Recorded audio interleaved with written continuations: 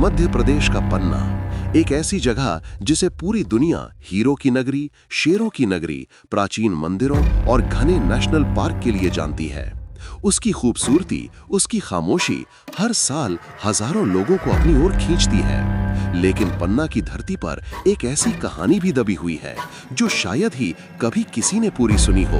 एक कहानी, एक जगह की और एक ऐसे इंसान की जिसका नाम आज भी हवाओं में फुसफुसाया जाता है। कहानी एक बिरयानी वाले की, कहानी बृहस्पति कुंड की, कहानी मनीष की जो सालों से दबी हुई थी धूल, पानी और मौत की परछाइयों के नीचे। दोस्तों, आज मैं आपको ले चलने वाला हूँ पन्ना की उस अंधेरी गहराई में जहाँ दिखता सब कुछ है पर सच कुछ और ही होता है। तो चलिए शुरू करते हैं बिरयानी वाले मनीष और बृहस्पति कुंड के श्राप की ये सिहरन पैदा कर देने वाली अनसुनी दास्तान। और दोस्तों, कहानी शुरू करने से पहले आपसे एक छोटा सा निवेदन है। आप ये कहानी कहाँ से सुन रहे हैं? शहर के शोरगुल से या किसी शांत गांव से या फिर बृहस्पति कुंड जैसी किसी डरावनी शांत जगह से? हमें कमेंट में जरूर बताएं, क्योंकि आज की कहानी आपके आसपास की खामोशी को भी बोलने पर मजबूर कर देगी। तो चलिए शुरू करते हैं बिरयानी वाले मनीष और बृहस्पति कुंड के श्राप की ये सच्ची और सिहरन पैदा कर देने वाली कहानी। मध्य प्रदेश के पन्ना जिले का बदगड़ी खुर्द एक छोटा, शांत पर अपने भीतर अनगिनत कहानियां दबाए बैठा गांव। चारों तरफ फैले कच्चे रास्ते, सरकंडों के बीच से होती हवा की सरसराहट और गांव के बिल्कुल किनारे बना पुराना गऊ के ही तालाब जो शाम होते ही किसी प्रेत की तरह गहरा और चुप हो जाता था। गांव के बुजुर्ग कहते थे, इस तालाब के पानी में जितनी परछाइयां दिखती हैं उतने ही राज इसमें दबे पड़े हैं। इन कहानियों पर शायद ही कोई युवा ध्यान देता, पर वातावरण में कुछ ऐसा था जो किसी भी अकेले इंसान को अंदर तक कंपा दे।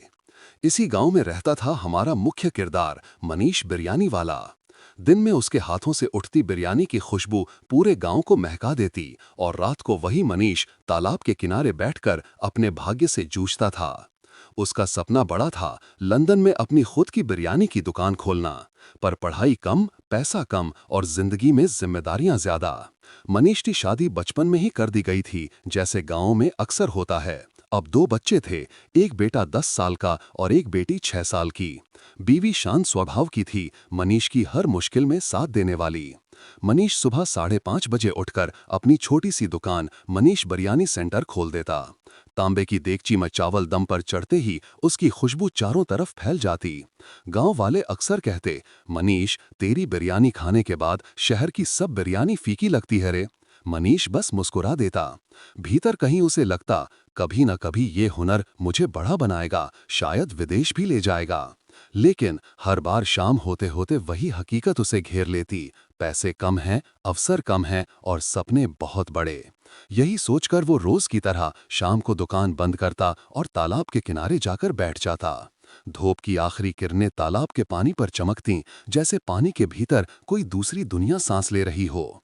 मनीष अपने थैले से एक छोटा सा पाउच निकालता, सस्ता देसी दारू, और धीरे धीरे पीते हुए अपने भीतर छिपे दुखों को बाहर निकालता। काश कोई लॉटरी लग जाए, काश कहीं से खजाना मिल जाए, काश जिंदगी एक मौका दे दे बस। वो ये बातें खुद से ही करता था, कोई सुनता नहीं था, या शायद सुन भी ले तो क्या करता। उस शाम की खामोशी जिसमें अदृश्य कदमों की आहट थी, उस दिन भी मनीष तालाब किनारे बैठा हुआ था। हवा पहले से ज्यादा ठंडी थी, मानो किसी ने आसपास की गर्मी निचोड़ ली हो। झिंगुरों की आवाज भी अजीब, असमान सी लग रही थी। ठीक उसी वक्त पीछे सूखे पत्तों पर ठक ठक की आवाज गूंजी। मनीष ने मुड़कर देखा, एक आदमी उसकी ओर बढ़ता देखा। कद मध्यम, कपड़े कुछ पुराने से, चेहरे पर हल्की दाढ़ी। ओ बिरयानी वाले भैया, क्या हो रहा है? वो आदमी धीमे स्वर में बोला। मनीष चौंका, उसने इस आदमी को पहले कभी नहीं देखा था। पहचान नहीं पाए? मैं हूं नथुलाल। नाम सुना सा लगा, पर याद नहीं आया कि कब सुना था। कहाँ के हो भैया? मनीष ने पूछा। उस आदमी के चेहरे पर एक अजीब सी मुस्कान फैल गई, हल्की पर पता नहीं क्यों डरावनी। अरे, गांव में ही तो रहता था पहले, सुना था बड़ी स्वाद की बिरयानी बनाते हो, सोचा आज आपसे 2 घूंट ले लें। मनीष दिल का अच्छा इंसान था, वो बोला, आओ भैया बैठो, एक से भले 2। दोनों साथ बैठ गए। हवा और ठंडी हो गई थी। तालाब का पानी पहले से ज्यादा गहरा दिख रहा था। धीरे धीरे बातों का सिलसिला शुरू हुआ। नथुलाल ने पूछा, क्यों मनीष, बड़ा उदास दिख रहे हो?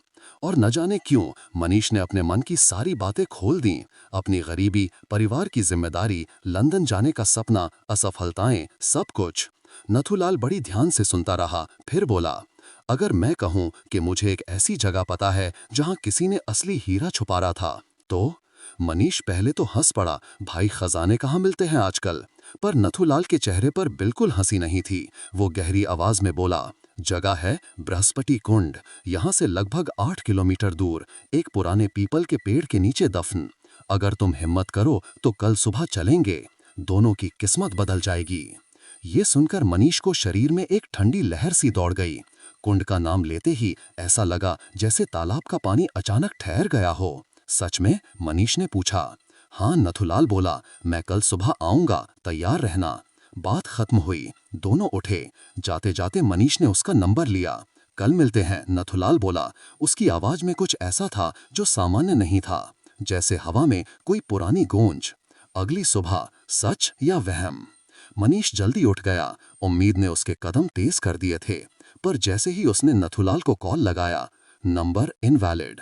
उसने सोचा शायद नेटवर्क की दिक्कत होगी। फिर दोपहर में लगाया, फिर वही। अजीब है, उसने सोचा, कल तक तो ठीक था। उस शाम भी सिर्फ इनवैलिड, अगले दिन भी वही।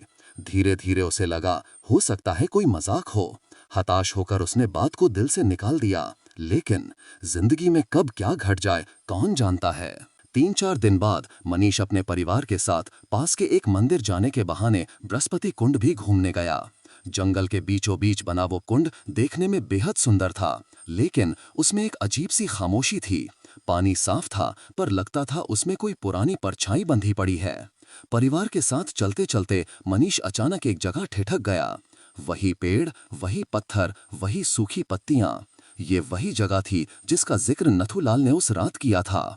दिल जोर जोर से धड़कने लगा। क्या सच में कुछ होगा यहाँ? उसके मन में उत्साह और डर दोनों एक साथ उठ रहे थे, पर जिज्ञासा जीत गई। परिवार थोड़ी दूर मंदिर की तरफ निकल गया और मनीष अकेला उस पेड़ के नीचे पहुंचा। उसने हाथों से मिट्टी हटानी शुरू की। जैसे जैसे मिट्टी हटती गई, एक अजीब सी मिट्टी की बदबू फैलने लगी। हवा अचानक थम गई, पत्ते रुक गए, तालाब की लहरें स्थिर हो गईं और फिर उसके हाथ को कुछ कठोर सा छू गया। एक पुराना लोहे का डिब्बा, जैसे सालों से जमीन में सो रहा हो। मनीष का दिल तेजी से धड़क रहा था। उसने डिब्बा उठाया, कपड़ों से साफ किया। डिब्बा भारी था, बहुत भारी। वो उसे छुपा कर ले आया और परिवार के साथ घर लौट आया। घर पहुंचकर उसने सबको चुप कराया, सिर्फ बीवी को बताया। दोनों ने मिलकर डिब्बा खोला। अंदर कुछ ऐसा था जिसने दोनों की सांसें रोक दीं।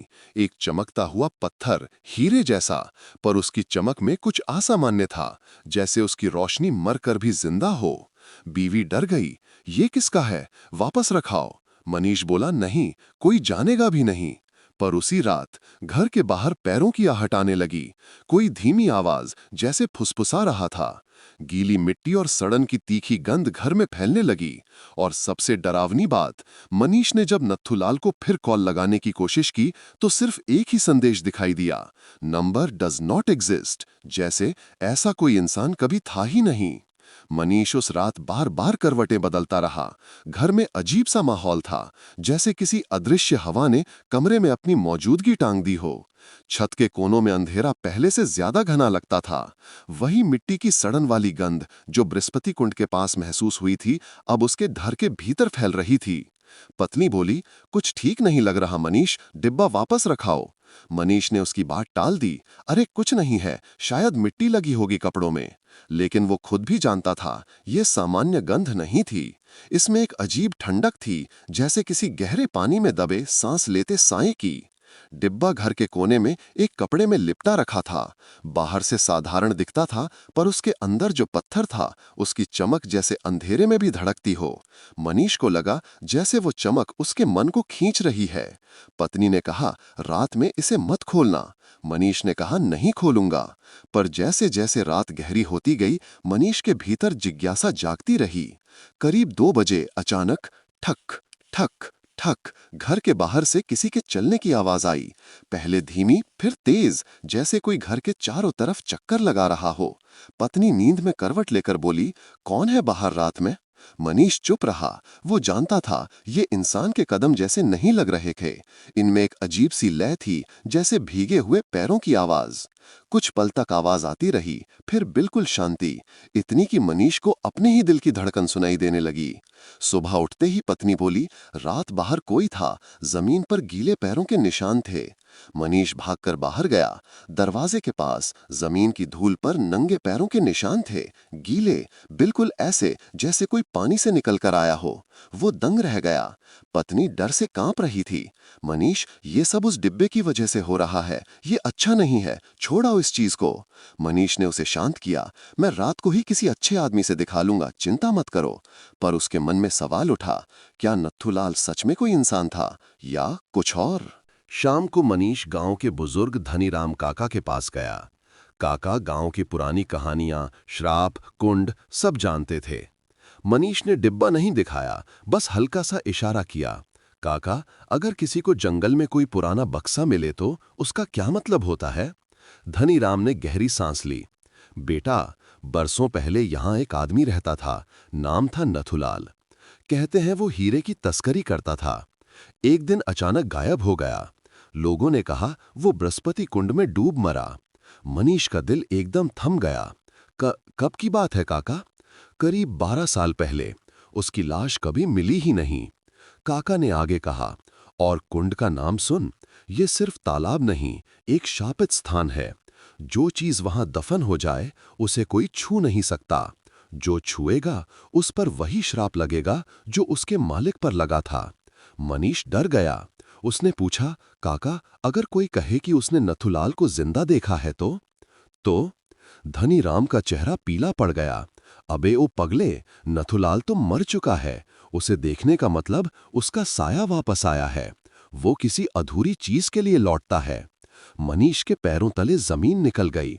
क्या वो जिस आदमी के साथ बैठकर दारू पी रहा था, जो उसका नंबर दे रहा था, जो उससे बातें कर रहा था, वो जीवित ही नहीं था? घर लौटते वक्त हवा में फिर वही मिट्टी की गंध थी। पत्नी ने दरवाजा खोलते ही कहा, कमरे में कुछ चीजें अपने आप फर्श पर गिर गईं, बच्चों ने नहीं किया। मनीष घबरा गया। वो कमरे में गया। डिब्बे के पास रखे बर्तन जमीन पर गिरे पड़े थे, जैसे किसी ने धक्का मारा हो। पत्नी बोली, ये चीज घर में नहीं रहनी चाहिए। मनीष ने डिब्बे को छूने के लिए हाथ बढ़ाया। डिब्बा गर्म था, जैसे अंदर कोई हल्की आग जल रही हो। उसे झटका लगा और उसने हाथ खींच लिया। रात को सोते समय बच्चों के कमरे से आवाज आई। बेटी रो रही थी, माँ, कोई मेरे पास खड़ा था। चेहरा नहीं दिख रहा था, बस भीगे पैर थे। मनीष का पूरा शरीर कांप गया। पत्नी डर के मारे बोल भी नहीं पा रही थी। मनीष ने बेटी को सीने से लगाया और बोला, कुछ नहीं है, सपना होगा। पर खुद को भी यकीन नहीं आ रहा था। उस रात मनीष अकेले कमरे में बैठा। डिब्बा खोला। अंदर का पत्थर तेज रोशनी नहीं, बल्कि एक अजीब धड़कन देता हुआ लग रहा था। जैसे पत्थर नहीं, कोई दिल धड़क रहा हो। उसकी सतह पर हल्की हल्की रेखाएं थीं, जैसे कोई पुराना नक्शा। मनीष पत्थर को देखते ही जैसे सम्मोहित हो गया। उसे लगा, अगर ये सच में हीरा है तो मेरी किस्मत बदल सकती है। लंदन दूर नहीं। उसी वक्त कान में एक धीमी आवाज गूंजी, लालच हर विनाश की शुरुआत होता है। मनीष ने डरकर पीछे मुड़कर देखा। कोई नहीं था, कमरा खाली। पर आवाज बिल्कुल किसी बूढ़े आदमी जैसी थी, बिल्कुल नथुलाल जैसी। बाहर से कुत्तों के अचानक भौंकने की आवाजें आने लगीं, जैसे किसी अनजानी चीज पर भौंक रहे हों। फिर ठक ठक ठक, दरवाजे पर कोई था। धीमे, भारी, गीले कदमों की आवाज। पत्नी डर कर बोली, कौन है इतनी रात को? मनीष खिड़की से झांकने गया। पहले कुछ दिखाई नहीं दिया। फिर उसे दिखा। एक आदमी दरवाजे के ठीक सामने खड़ा था। सिर झुका था। कपड़ों से पानी टपक रहा था। पैरों के नीचे मिट्टी और काई चिपकी थी। मनीष की सांस थम गई। वो आदमी धीरे धीरे सिर उठाने लगा। चेहरा पूरी तरह धुंधला, पर आंखें लाल, ठंडी, मर चुकी आंखें, और होठों पर वही पुरानी मुस्कान, नथुलाल। लेकिन ये नथुलाल वो नहीं था जो तालाब के किनारे बैठकर दारू पी रहा था। ये उसका साया था, सड़ा हुआ, पानी में डूबा हुआ, आधी रात में भटकता हुआ। उसने एक अजीब टूटी हुई आवाज में कहा, डिब्बा मेरे पास वापस लाओ, नहीं तो सब खो दोगे। और अगली ही पल वो गायब हो गया। अंधेरा और गहरा हो गया, घर साइलेंट। लेकिन मनीष जान चुका था, जिस चीज को वो खजाना समझ रहा है वो दरअसल एक श्राप है, और नथुलाल की आत्मा अब उसके पीछे है। रात के उस भयानक दृश्य के बाद मनीष को नींद आने का सवाल ही नहीं था। नथुलाल, वही आदमी जिससे वो तालाब पर मिला था, जिसके साथ बैठकर उसने बातें की थीं, अगर वो सच में मर चुका था तो जिसकी परछाई उसके दरवाजे पर खड़ी थी वो क्या थी? सुबह की हल्की रोशनी घुसने लगी, लेकिन घर में अभी भी एक भारी डर की चादर लिपटी थी। पत्नी बोली, मनीष अब और मत छुपाओ, रात को बाहर कोई था, उसकी आवाज हमने दोनों ने सुनी, तुम क्यों नहीं बोल रहे? मनीष चुप रह गया। वो एक पल को सोच रहा था, क्या सारी सच्चाई पत्नी को बता दे, पर उसे लगा पत्नी डर के मारे गांव ही छोड़ना चाहेगी। उसने सिर्फ इतना कहा, मैं आज धनीराम काका से और पूछूंगा, कुछ ना कुछ पता चलेगा। लेकिन मन में बस एक ही बात थी, नथुलाल की मौत का सच। मनीष जैसे ही धनीराम काका के घर पहुंचा, काका चौपाल में बैठे थे। चेहरा गंभीर था, जैसे पहले ही जान गए हों कि मनीष किस वजह से आया है।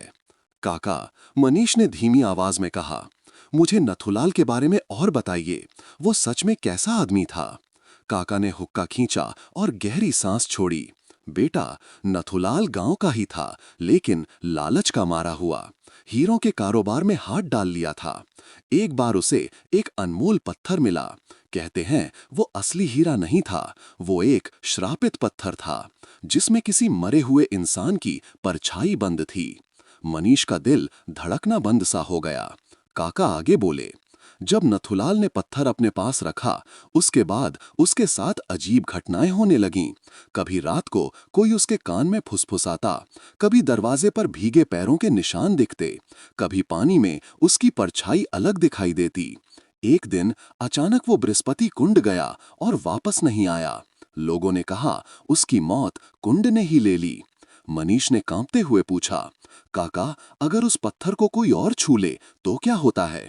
धनीराम ने धीमी आवाज में कहा, जिसने भी उस पत्थर को छुआ, उस पर नथुलाल का अधूरा श्राप लग जाता है, क्योंकि वो पत्थर नथुलाल की मौत की वजह था, और उस पत्थर का मालिक चाहे मर जाए, उसका साया जिंदा रहता है। मनीष ने कांपते हुए पूछा, क्या नथुलाल का साया आज भी भटकता है? काका ने गहरी नजर से उसकी आंखों में देखा। गांव वाले कहते हैं जो पत्थर उसके पास था वो अब किसी और के घर गया है, इसीलिए नथुलाल फिर से दिखने लगा है। मनीष का गला सूख गया। काका, अगर वो पत्थर मेरे पास, मान लो किसी और के पास हो, तो क्या करना चाहिए? काका ने गंभीर स्वर में कहा, उसे वहीं दफन कर देना चाहिए जहां से वो मिला था, बृहस्पति कुंड में। उसकी जगह वही है, वो चीज मनुष्यों के लिए नहीं है। मनीष की आंखों के सामने रात का दृश्य फिर घूम गया। दरवाजे पर खड़ा पानी से टपकता नथुलाल, उसकी लाल आंखें, उसकी चेतावनी, डिब्बा वापस ला। मनीष घर लौटा तो पत्नी परेशान खड़ी थी। फिर से अजीब चीजें हो रही हैं, उसने डरते हुए कहा। क्या? मनीष ने पूछा। पत्नी ने कमरे की ओर इशारा किया। डिब्बे से जैसे आवाज आई, किसी के रोने की, धीमी सी। मनीष का दिल जोर से धड़क उठा। वो कमरे में गया। डिब्बा अपनी जगह पर पड़ा था, लेकिन ऐसा लग रहा था कि बहुत हल्का हल्का हिल रहा है। वो पास गया, अच्छी तरह ध्यान लगाया, और उसने सुना, मुझे बाहर निकालो। आवाज किसी बच्चे की थी, लेकिन उसमें बहुत दर्द था, जैसे कोई सदियों से फंसा हो। मनीष पीछे हट गया।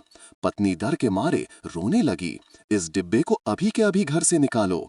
लेकिन मनीष कुछ सोच रहा था, पत्थर को वापस कुंड में डाल देना चाहिए या बेच देना चाहिए, क्योंकि अगर ये असली हीरा हुआ तो उसकी किस्मत बदल सकती है। लंदन का सपना फिर से मन में लौट आया। यही लालच नथुलाल को भी खा गया था, और अब धीरे धीरे मनीष को भी। उस रात मनीष को नींद नहीं आई। लगभग 3 बजे जब सारी दुनिया सो गई थी, अचानक घर की लाइट हल्की हल्की टिमटिमाने लगी। फिर तेज ठंडी हवा चली, दरवाजा अपने आप खुल गया और अंधेरे में किसी की परछाई दिखाई दी। भीगी मिट्टी की गंध पूरे घर में फैल गई। वो परछाई धीरे धीरे अंदर आई। कपड़े पानी से टपक रहे थे, चेहरा अंधेरे में छिपा था। मनीष डरते हुए बोला, कौन? अचानक परछाई करीब आई, बस 2 कदम दूर। लाल आंखें चमकीं। नथुलाल। इस बार उसका चेहरा आधा सड़ा हुआ आधा जला हुआ था, जैसे पानी और आग दोनों ने उसे निगला हो। वो टूटी घुटी आवाज में बोला, तूने मेरा पत्थर लिया है। मनीष कांप गया। तुम मरे हुए हो, तुमने मुझे क्यों बताया था खजाने के बारे में? नथुलाल की आंखों से पानी टपका, जो खून की तरह लाल था। वो बोला, मैंने किसी को नहीं बताया था, मैंने तो कभी तुमसे मिला ही नहीं। मनीष का खून सूख गया। तो फिर तालाब पर मेरे साथ कौन बैठा था? नथुलाल की आवाज और गहरी हो गई। वो मेरा शहीर नहीं था, वो मेरा बंधा हुआ साया था, जो उस पत्थर से जुड़ा हुआ है। जो भी पत्थर को छूता है, उसके सपने, लालच और डर से वो साया निकलता है। मनीष हक्का बक्का रह गया। नथुलाल बोला, मेरी मौत एक हादसा नहीं थी, उस पत्थर ने मुझे मार डाला। मैंने उसे कुंड में फेंक दिया था, ताकि मेरा साया फिर कभी बाहर ना आए। फिर उसने चीखते हुए कहा, और तुमने उसे बाहर निकाल दिया। अब मेरा साया तुम्हारे पीछे है। जब तक पत्थर कुंड में वापस नहीं जाता, न तुम्हें चैन मिलेगा, न तुम्हारे परिवार को। इतना कहकर नथुलाल की परछाई एक तेज हवा के साथ गायब हो गई। सन्नाटा। घर की लाइट फिर से जल उठी, लेकिन मनीष अंदर तक टूट चुका था। सुबह होते ही घर में अजीब घटनाएं शुरू हो गईं। पत्नी ने बताया, रात को किसी ने मेरे कान में फुसफुसाया, कहा, पत्थर वापस दे दो, नहीं तो एक एक करके सबको ले जाऊंगा। बेटा रोते हुए बोला, मुझे सपने में एक आदमी दिखा, पानी में खड़ा था, कहता था मेरे पापा ने उसका सामान चुरा लिया। बेटी बिस्तर पर बैठकर बोली, एक गंदे पैर वाला आदमी मुझे देख रहा था। मनीष का दिल फटने लगा। उसने पत्नी से कहा, आज रात मैं डिब्बा कुंड में वापस डाल दूंगा, सब ठीक हो जाएगा। पर उसके भीतर 2 आवाजें लड़ रही थीं। एक कह रही थी, फेंक दो वरना सब खत्म हो जाएगा। दूसरी कह रही थी, क्या पता ये असली हीरा हो, किस्मत पलट सकती है। ये लालच धीरे धीरे उसके दिमाग पर छाने लगा। अध्याय 5, पत्थर की असली शक्ति। रात को मनीष ने डिब्बा फिर खोला।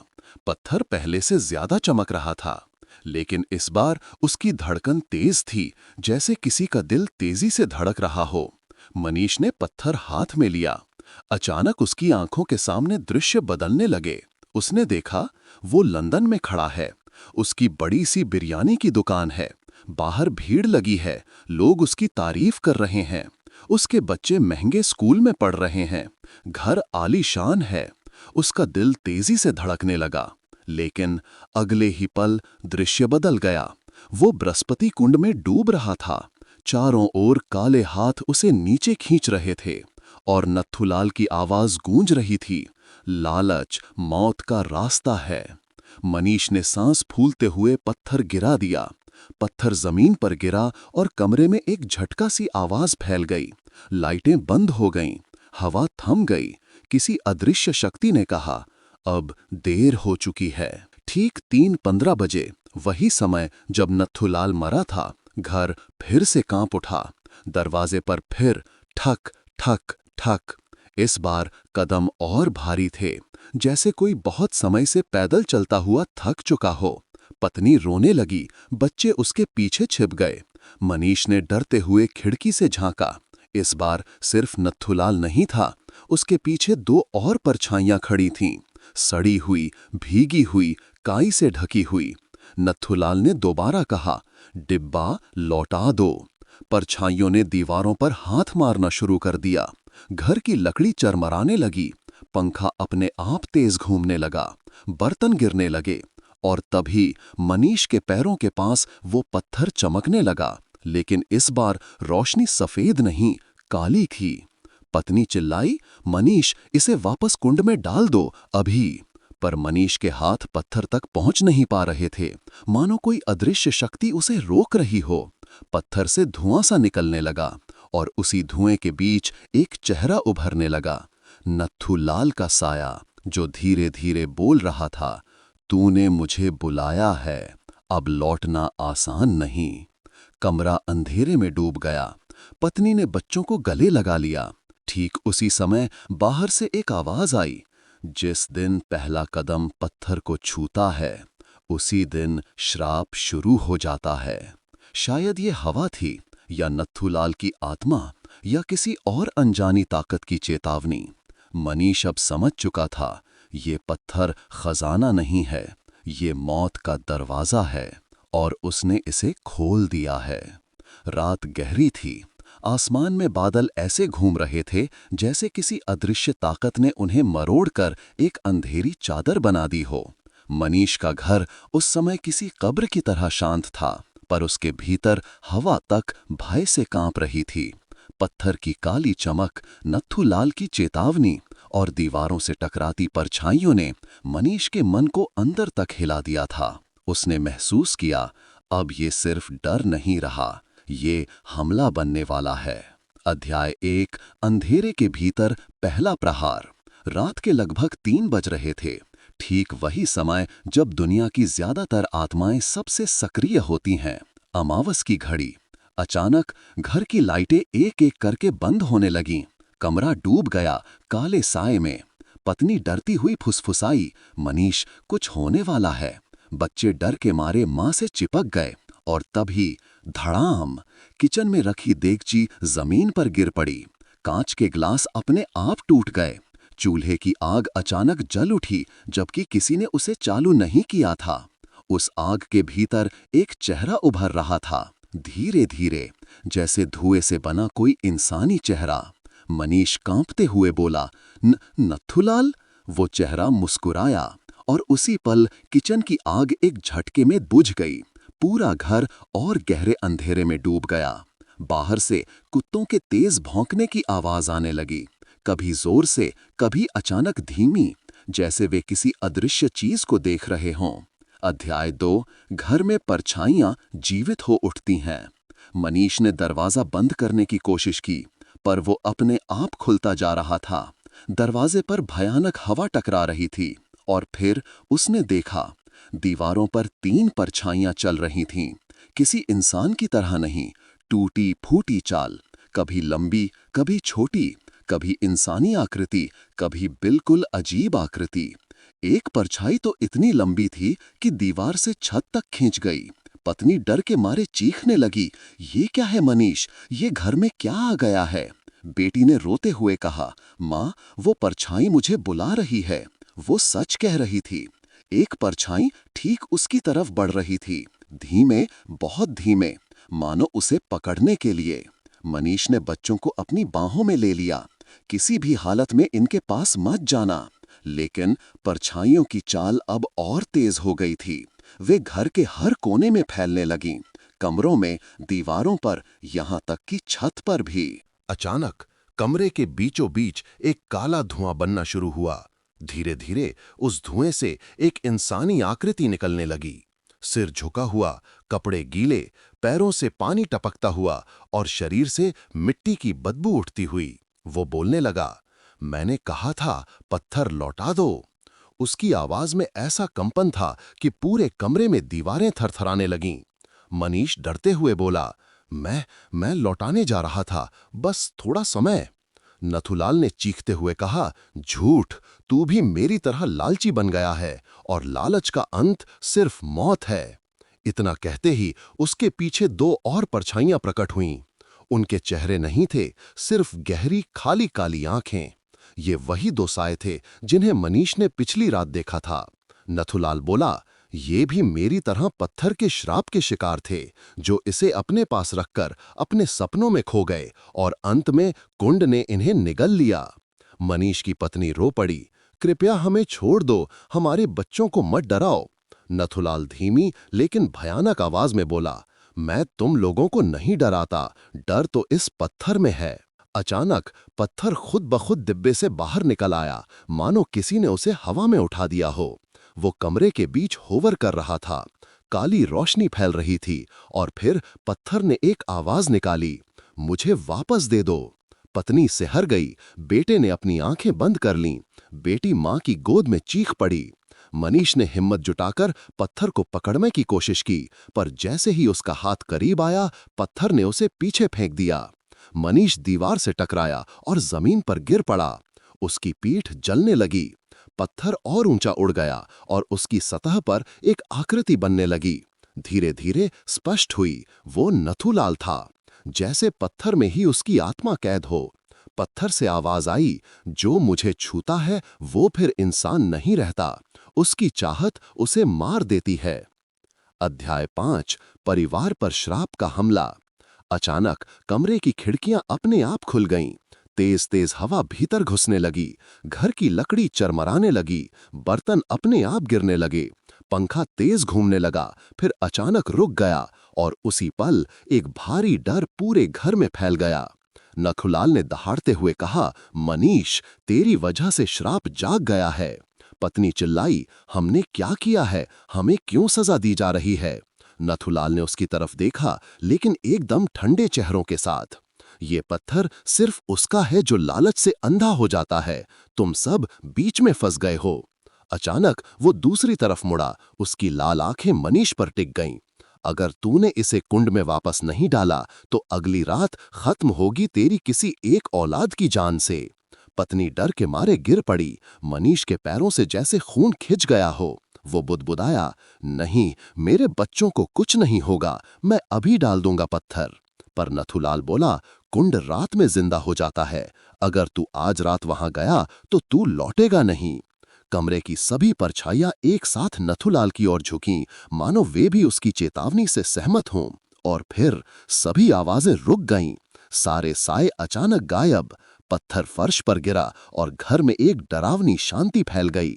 पत्नी ने रोते हुए कहा, मनीष, बच्चों की कसम, आज रात पत्थर कुंड में डाल दो। कुछ भी हो, घर से बाहर निकलो। मनीष ने पत्थर को देखा। उसकी चमक हल्की हुई थी, पर अंदर अभी भी एक धड़कन सी महसूस हो रही थी। किसके दिल की धड़कन, किस आत्मा की, ये कोई नहीं जानता था। लेकिन इतना स्पष्ट था, अगर वो इंतजार करेगा तो श्राप उसके परिवार को नष्ट कर देगा। वो बोला, मैं आज ही जाऊंगा, चाहे कुछ भी हो जाए। पत्नी ने उसका हाथ कसकर पकड़ा, वापस आना, वरना हम अकेले मर जाएंगे। बच्चों ने उसे गले लगाया। उनके शरीर कंपा रहे थे, जैसे वे भी समझ चुके हों कि आज रात उनके पापा किस चीज का सामना करने वाले हैं। मनीष ने पत्थर को कपड़े में लपेटा, उसे अपनी जेब में रखा और घर से बाहर निकल पड़ा। लेकिन वो नहीं जानता था, बृहस्पति कुंड तक की वो यात्रा उसके जीवन की सबसे भयानक यात्रा होने वाली थी। क्योंकि रास्ता खाली नहीं था। अंधेरे में कई परछाइयां उसका इंतजार कर रही थीं और कुंड खुद उसका नाम सुनते ही जाग उठा था। रात की हवा में एक अजीब सी गंध थी, मिट्टी, सड़ी पत्तियां और किसी गहरे पानी में डूबे हुए समय की बू। आसमान काला हो चुका था। चांद बादलों के पीछे छिपा हुआ था, जैसे प्रकृति भी आज की रात से डर रही हो। मनीष हाथ में पत्थर कसकर पकड़े हुए अपने घर से बाहर निकला। पत्नी और बच्चे दरवाजे पर खड़े रो रहे थे। उनकी आंखों में सिर्फ एक ही सवाल था, क्या वो वापस आ पाएगा? मनीष ने खुद भी नहीं सोचा था कि एक छोटे से चमकते पत्थर के कारण उसकी जिंदगी इतने भयानक मोड़ ले लेगी। गांव की गलियां बिल्कुल खाली थीं। कुत्ते भी जमीन पर चिपक कर दबे पांव बैठ गए थे, जैसे वे जानते हों कि कोई ताकत आज जमीन पर उतर चुकी है। मनीष ने कदम बढ़ाए। हवा और ठंडी होती गई। कुछ दूरी तक आया ही था कि अचानक पेड़ों के बीच से एक आवाज आई, मनीष। वो रुक गया। दिल की धड़कन तेज हो गई। दोबारा आवाज आई, धीमी, टूटी, पर बिल्कुल पहचानने लायक, मनीष, वापस लौट जा। ये उसकी पत्नी की आवाज थी, पर पत्नी तो घर पर थी। वो समझ गया, साया उसे रोकना चाहता है, क्योंकि अगर पत्थर वापस कुंड में चला गया तो वो श्राप मुक्त हो सकता है। फिर 3 और आवाजें आईं, बच्चे, उनके रोने जैसी, पापा मत जाओ। मनीष की आंखों में आंसू आ गए, लेकिन उसने पांव रोके नहीं। उसने जोर से कहा, मैं किसी की आवाज नहीं सुनूंगा, ये सब छल है। जैसे ही उसने ये कहा, पेड़ों से परछाइयां नीचे उतरने लगीं, लंबी, काली, हवा की तरह फिसलती हुई। वे उसके दोनों तरफ खड़ी हो गईं, रास्ता घेर लिया।